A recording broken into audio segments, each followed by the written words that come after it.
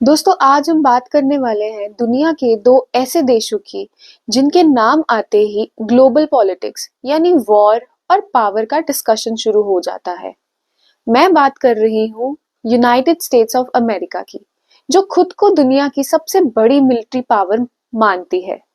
और दूसरी तरफ मैं बात कर रही हूँ ईरान की, जो मिडिल ईस्ट का सबसे पावरफुल और सबसे कंट्रोवर्शियल कंट्री है।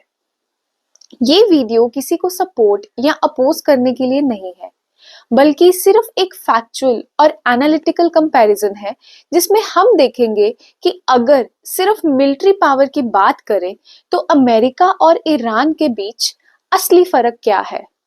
सबसे पहले ये समझना जरूरी है कि मिलिट्री पावर सिर्फ सोल्जर्स या वेपन्स का नंबर नहीं होता। इसमें training, technology, budget, strategy, experience, geography और माइंडसेट जैसे सब कुछ इंक्लूड होता है। अमेरिका एक ग्लोबल सुपर पावर है, जबकि ईरान एक रीजनल पावर है। दोनों का रोल आपस में अलग है, दोनों का लड़ना और दोनों का सोचने का तरीका बिल्कुल ही अलग है। अगर हम मैन पावर से शुरू करें तो अमेरिका के पास लगभग 13 लाख एक्टिव मिलिट्री पर्सनल्स हैं। इसके अलावा लगभग 8 लाख से भी ज्यादा रिजर्व फोर्सेस भी हैं, जो इमरजेंसी के टाइम तुरंत एक्टिव की जा सकती हैं। अमेरिकन सोल्जर्स को दुनिया की बेस्ट ट्रेनिंग फैसिलिटीज मिलती है। हर सोल्जर एडवांस्ड वेपन के साथ ट्रेन होता है। उनके उनके पास कम्युनिकेशन सिस्टम्स और रियल कॉम्बैट सिमुलेशन के साथ उनको ट्रेन किया जाता है। अमेरिका के सोल्जर सिर्फ अपने देश के लिए ही नहीं, बल्कि दुनिया के अलग अलग इन्वायरमेंट्स में लड़ने के लिए प्रिपेयर किए जाते हैं, जैसे कि रेगिस्तान हो गया, जंगल हो गया, बर्फीले इलाके हो गए और अर्बन एरियाज भी। तरफ अगर मैं ईरान की बात करूं तो उनके पास लगभग 6 से 6.5 लाख मिलिट्री एक्टिव फोर्सेस हैं। ईरान के पास इसके अलावा ईरान के पास एक बहुत ही यूनिक फोर्स है, जिसको हम इस्लामिक रेवोल्यूशनरी गार्ड कॉर्प्स या आईआरजीसी कहा जाता है। ये फोर्स सिर्फ आर्मी नहीं है, बल्कि आइडियोलॉजी और स्ट्रैटेजी का कॉम्बिनेशन है। इसके साथ ईरान के पास बसीज मिलिशिया भी है, जिसमें लाखों ट्रेन वॉलंटियर्स शामिल है। ईरान का मॉडल प्रोफेशनल आर्मी से ज्यादा रेजिस्टेंस और लॉन्ग टर्म कॉन्फ्लिक्ट के लिए डिजाइन किया गया है। अब आते हैं मिलिट्री बजट पर, जो किसी भी कंट्री की मिलिट्री स्ट्रेंथ का बैकबोन होता है। अमेरिका का एनुअल डिफेंस बजट लगभग 900 बिलियन डॉलर्स के आसपास है। ये पूरी दुनिया के कई देशों के कॉम्बिनेशन कंबाइंड बजट से भी ज्यादा है। इस बजट का यूज सिर्फ वेपन्स खरीदने में नहीं, बल्कि research, artificial intelligence, satellites, cyber warfares, soldier welfares, training और लॉजिस्टिक्स में भी यूज होता है। और अगर मैं बात करूं ईरान के डिफेंस बजट की, तो वो अमेरिका के कंपैरिजन में बहुत ही छोटा है, लगभग 20 से 25 बिलियन डॉलर्स के बीच। लेकिन यहाँ एक इम्पॉर्टेंट बात समझनी जरूरी है। ईरान अपने लिमिटेड बजट का यूज बहुत स्ट्रैटेजिकली करता है। वो एक्सपेंसिव फाइटर जेट्स या एयरक्राफ्ट कैरियर्स पर ज्यादा पैसा खर्च नहीं करता, बल्कि मिसाइल्स, ड्रोन्स, रॉकेट्स और ऐसी वॉरफेयर्स पर फोकस करता है, मतलब कम पैसों में मैक्सिमम डैमेज कैपेबिलिटी हो। अब मैं बात करती हूँ एयर पावर की।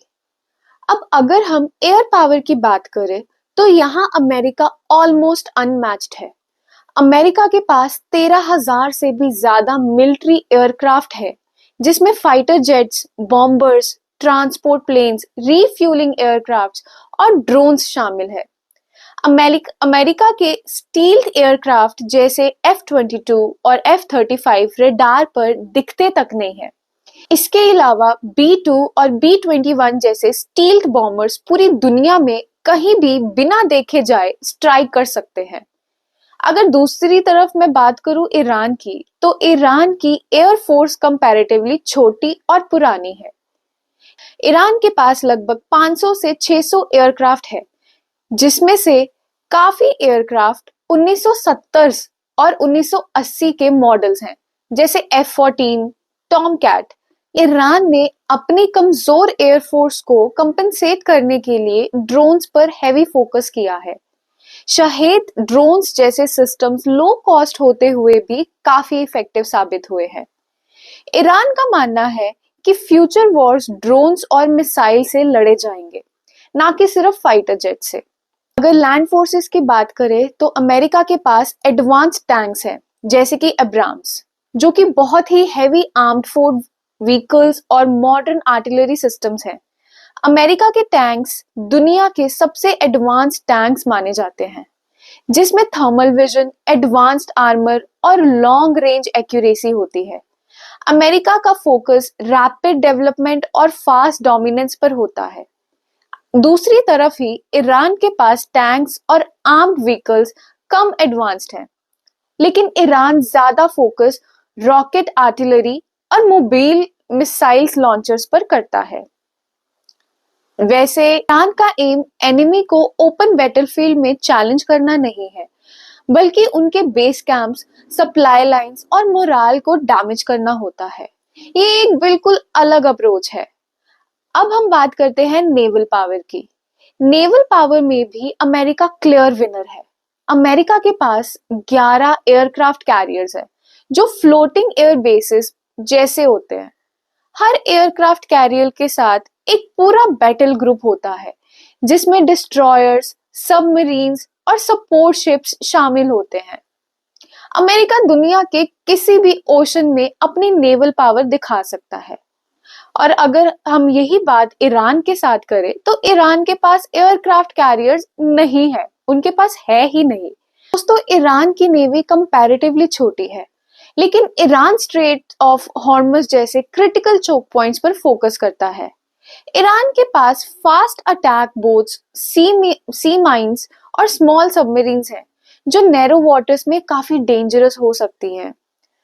दोस्तों, ईरान की सबसे बड़ी स्ट्रेंथ मानी जाती है वो है ईरान के पास फास्ट अटैक बोट्स हैं, सी माइंस हैं और स्मॉल सबमरीन्स हैं, जो नैरो वाटर में काफी डेंजरस हो सकती है। ईरान की स्ट्रैटेजी डायरेक्ट नेवल वॉर पर नहीं होती, बल्कि डिसरप्शन और प्रेशर क्रिएट करनी होती है। दोस्तों, जहां अमेरिका हर चीज में आगे आ रहा है, वही जो ईरान है वो अपने मिसाइल्स को लेकर सबसे बड़ी स्ट्रेंथ माना जा रहा है। ईरान के पास ऐसे शॉर्ट रेंज और मीडियम रेंज बैलिस्टिक मिसाइल्स है, जो कि एक बहुत बड़ा डैमेज क्रिएट कर सकते हैं। और ईरान के पास बैलिस्टिक मिसाइल्स का एक बड़ा स्टॉक है। ये मिसाइल्स मिडिल ईस्ट के काफी एरियाज को कवर कर सकते हैं। ईरान ने ये मिसाइल्स इसलिए डेवलप किए क्योंकि उनके पास स्ट्रॉन्ग एयरफोर्स नहीं है। ये जो मिसाइल्स है वो ईरान का डिटरेंस वेपन है। वहीं दूसरी तरफ अमेरिका के पास मिसाइल्स के साथ साथ न्यूक्लियर वेपन्स भी है। अमेरिका दुनिया के सबसे बड़े न्यूक्लियर आर्सेनल्स में सबसे एक रखता है। अमेरिका के मिसाइल्स एक्सट्रीमली प्रिसाइज होते हैं और सैटेलाइट गाइडेंस से ऑपरेट होते हैं। अगर सिर्फ स्ट्रैटेजिक वेपन्स देखें तो अमेरिका का एडवांटेज ओवरवेलमिंग है। टेक्नोलॉजी और साइबर वॉरफेयर में भी अमेरिका लीड करता है।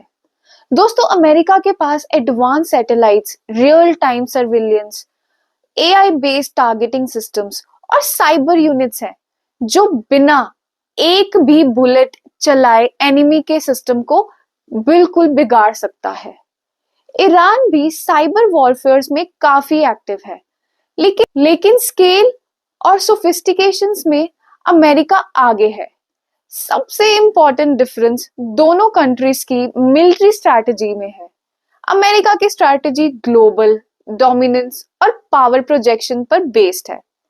अमेरिका दूर से ही देशों में जाकर लड़ सकता है।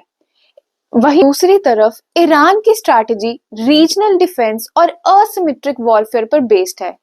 ईरान डायरेक्ट वॉर से ज्यादा प्रॉक्सी वॉर्स यानी कि प्रेशर क्रिएट करता है, ऐसे टैक्टिक लाता है जो कि लॉन्ग टर्म रेजिस्टेंस पर विश्वास करता है। अगर हाइपोथेटिकल देखा जाए तो अमेरिका और ईरान के बीच डायरेक्ट वॉर होता है तो कन्वेंशनल टर्म्स में अमेरिका क्लियरली स्ट्रॉन्गर होगा, लेकिन ये वॉर सिंपल नहीं होगा। जियोग्राफी, रीजनल एलीज, प्रॉक्सीज और ग्लोबल पॉलिटिक्स इस कॉन्फ्लिक्ट को बहुत ही कॉम्प्लेक्स बना देंगे। इसी वजह से आज तक दोनों countries direct full scale war से बचते आए हैं।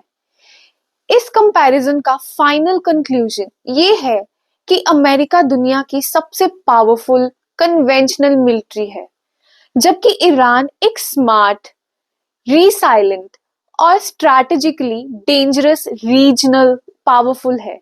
दोनों की स्ट्रेंथ्स अलग है और दोनों का वॉर लड़ने का तरीका भी बिल्कुल अलग है। अगर आपको ऐसे डीप एनालिसिस वीडियोस पसंद आते हैं तो चैनल को सब्सक्राइब करें, वीडियो को लाइक करें और कमेंट्स में जरूर बताएं कि आपके हिसाब से मॉडर्न वॉर्स में सबसे इंपॉर्टेंट फैक्टर्स क्या है, नंबर्स, टेक्नोलॉजी या स्ट्रैटेजी। दोस्तों, अगर हम बात करें एक हाइपोथेटिकल प्योर वॉर सिनेरियो की, जहां ईरान और यूनाइटेड स्टेट्स एक फुल सोशल वॉर में फंस जाते हैं, तो ये सिर्फ इक्विपमेंट और मैन पावर से डिसाइड नहीं होता, बल्कि स्ट्रैटेजी, जियोग्राफी, अलायंसेस, लॉजिस्टिक्स और ग्लोबल प्रेशर से होता है। अमेरिका के पास world class air power, navy, satellites, nuclear arsenals और एलिस का नेटवर्क्स भी है, इसलिए कन्वेंशनल वॉर में वो बहुत डोमिनेंट रहेगा। दूसरी तरफ ईरान अपनी तरफ से अपनी मिसाइल्स, ड्रोन्स और असिमेट्रिक टैक्टिक्स से इनिशियल फेज में ज्यादा डैमेज दे सकता है, खास करके गल्फ चोक पॉइंट्स में। लेकिन लॉन्ग टर्म में देखा जाए तो कन्वेंशनल वॉर में ईरान को स्वेयर लॉसेस फेस करना पड़ेगा और काफी दिन तक बहुत ही ज्यादा चैलेंजिंग होगा ये, क्योंकि अमेरिका के पास ग्लोबल रीच और सस्टेन्ड फायरवर्क्स का एडवांटेज भी है। सऊदी अरेबिया, इजराइल और नाटो जैसे एलीज अगर अमेरिका के साथ खड़े होते हैं तो ईरान का सरवाइव बहुत ही मुश्किल हो जाएगा। कुछ एनालिसिस के मुताबिक एक डायरेक्ट वॉर में ईरान सिर्फ हफ्तों तक ही सरवाइव कर पाएगा, और वो भी जब एक्सटर्नल सपोर्ट नहीं मिलता। लेकिन ये पूरी बातें ही है, क्योंकि रियल वॉर डिसीजंस पर डिप्लोमेसी और इंटरनेशनल प्रेशर्स भी काफी इफेक्ट डालते हैं। आइए दोस्तों, अब हम बात करते हैं इंडिया की। अगर ईरान और अमेरिका के बीच वॉर होता है तो इंडिया किस तरफ खड़ा होता है? इसका जवाब एकदम सिंपल नहीं है, क्योंकि इंडिया की फॉरेन पॉलिसी लॉन्ग टर्म से स्ट्रैटेजिक ऑटोनॉमी और न्यूट्रलिटी पर बेस्ड रही है। न्यू दिल्ली ना तो क्लियरली एक सुपर पावर का साइड लेता है, ना ही किसी कॉन्फ्लिक्ट में मिलिट्री सपोर्ट देता है। इंडिया हर तरफ से डायलॉग, रेजिस्टेंट और डिप्लोमेसी का अपील करता है और कॉन्फ्लिक्ट से बचने के लिए कोशिश करता रहता है। 2025 से लेके 2026 के डेवलपमेंट्स में ये पैटर्न और भी क्लियर हुआ है। इंडिया ने ईरान और इजराइल कॉन्फ्लिक्ट में शांतिवादी स्टांस रखा, किसी तरफ से अपनी स्टेटमेंट नहीं दी और ना ही उसमें पार्टिसिपेट करा, और बोला कि सब पार्टीज को रिस्ट्रेंट और नेगोशिएशन करनी चाहिए। ये ऑफिशियल पॉलिसी इंडिया की स्ट्रैटेजी ऑटोनॉमी को दिखाता है, मतलब इंडिया अपने कोर इंटरेस्ट को प्रायोरिटी देता है, जैसे एनर्जी सिक्योरिटी और रीजनल स्टेबिलिटी, बिना किसी मेजर पावर के मिलिट्री कैंप में शामिल हुए। इसका रीजन ये भी है कि इंडिया को वेस्ट एशिया में लॉन्ग स्टैंडिंग इकोनॉमिक और एनर्जी टाइज को प्रिजर्व करना है, स्पेशली गल्फ कंट्रीज और ईरान, जिससे ऑयल और कनेक्टिविटी प्रोजेक्ट्स जैसे कि जबार प्रोजेक्ट्स लिंक है। दूसरी तरफ अमेरिका के साथ भी इंडिया के बहुत ही स्ट्रॉन्ग डिफेंस और ट्रेड रिलेशन है, पर न्यू दिल्ली कभी भी उनके मिलिट्री अलायंस सिस्टम्स में फुली कमिट नहीं होता। सो दोस्तों, इंडिया ना ही ईरान का साइड ले रहा है, ना ही अमेरिका का, क्योंकि दोनों से ही उसका बहुत ही स्ट्रॉन्ग रिलेशन है।